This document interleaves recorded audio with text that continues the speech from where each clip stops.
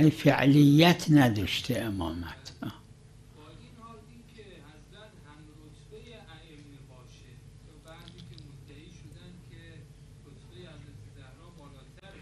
بعد از حضرت امیر. بله.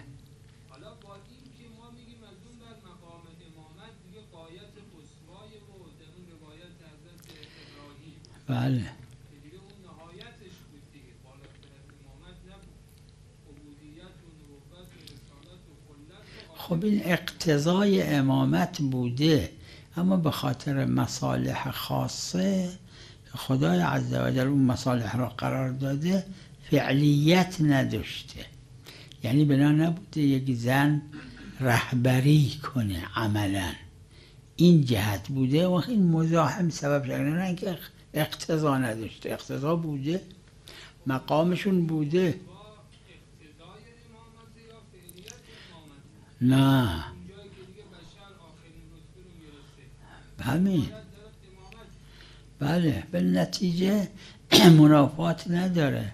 مرتبه حضرت زهرا سلام الله علیها حسب ادله تو مرتبه بقیه 14 معصومه، با تفاوت پیغمبر و حضرت امیر و بقیه ائمه و اینا.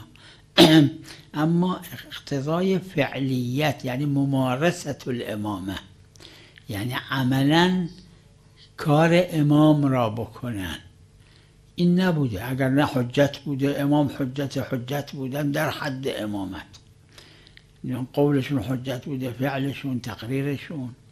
خلاصه تمام شرایط واقعیه امامت بوده، فقط فعلیت نداشته به خاطر مصلحت اینکه خدای عزوجل صلاح ندیده یک زن رهبری جامعه رو بکنه، رهبری در اون مقام بالا، یعنی فعلیت رهبری.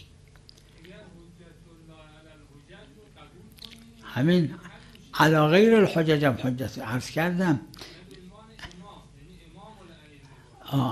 امام اقتضایی بله، اما امام فعلی یعنی ممارست، عربی میگن، حالا من فارسی چی میگن، ممارست یعنی کار امام را بکنن، این بلا نبوده.